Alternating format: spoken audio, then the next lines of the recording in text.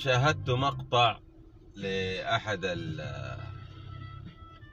الأخوة في اليمن، معروف هو رجل، يقول فيها: أقسم بالله أقسم بالله أقسم بالله أقسم بالله أن اليمن أكثر بلدان العالم عنصرية، وكأنه أتى بجديد.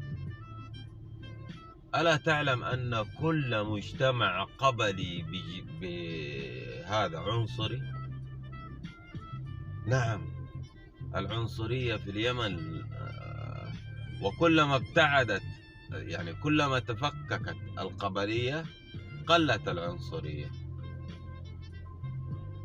ويتكلمون، كل قبيلة تفتخر بموروثاتها وبقيمها و يكلمك قبل 1000 سنة أنا جدي كان من السلاطين، إحنا أجدادنا. يكلمك قبل 2000 سنة إحنا كنا وكانوا. الناس وصلت القمر ورسلت مسبار للمريخ، وهو لسه لا زال يقول كنا وقالوا.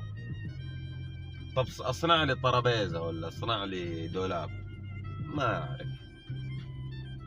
تجد بنطاله إنجليزي وجاكيتته ألمانية وجزمته من الصين وهذا. طب ماذا فعلت لتكون كده معتزا بأصلك؟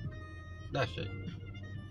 وفي النهاية يرجع يقول الحمد لله على الإسلام وأنه النبي عربي. هو فعلا الحمد لله أنه النبي عربي وإحنا مسلمين، غير كده أنت ما عندك شيء يا صاحبي تفخر به. وبما أني كنت أحد أعضاء أو مشرفي مودة وموقع مودة، حتى البنت حينما تكتب مواصفاتها،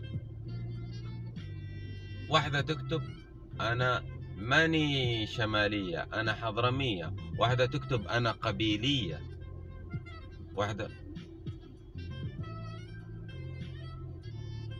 أدخل وشوفوا هل أتيت بشيء من دماغي ولا هذه حقيقة.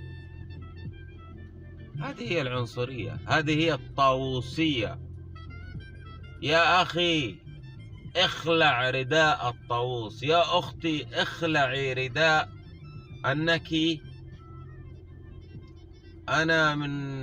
أنا بنت جلا وطلعت الثنايا على قول الحجاج مجرم كان.